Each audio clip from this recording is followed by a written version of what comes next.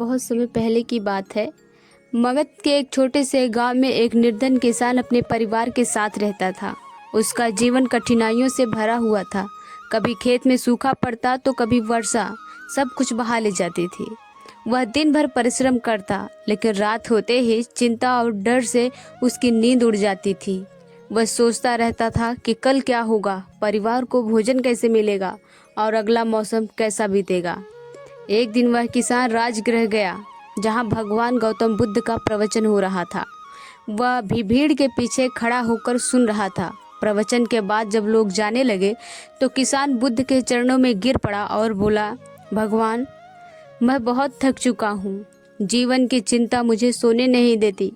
कृपया कुछ ऐसा कहें जिससे मुझे शांति मिले। बुद्ध ने उसकी ओर देखा और मुस्कुराए और बोले, मैं तुम्हें एक कथा सुनाता हूँ जो मैं अक्सर अपने शिष्यों को नींद से पहले सुनाता हूँ।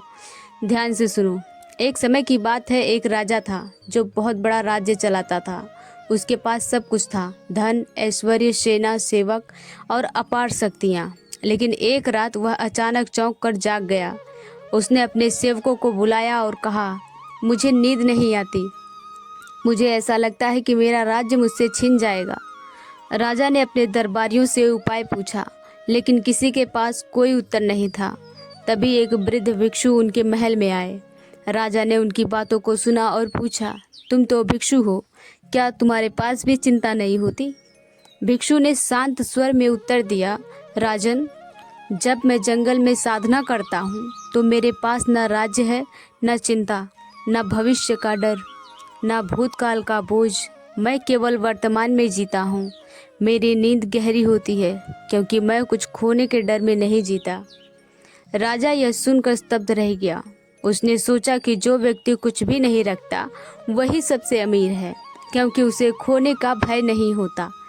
बुद्ध ने किसान की ओर देखा और कहा, जिसे खोने का डर होता है वही जागता रहता है, लेकिन जो वर्तमान में जीता है, जो आज के कार्य को पूर्ण निष्ठा से करता है और कल की चिंता भगवान पर छोड़ देता है, वही सुखी नींद लेता है। किसान की आंखों में आंसू आ गए। वह समझ गया कि उसका दुख उसकी सोच में है, न कि जीवन की वास्तविकता में।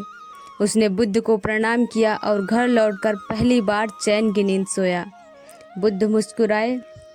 उनके आसपास बैठे भिक्षुओं ने भी अपनी आंखें मूंद ली, क्योंकि उन्हें ध्यान था, यह वही कथा है जिसे सुनकर जीवन की सारी अशांति बह जाती है और नींद एक वरदान बनकर आती है।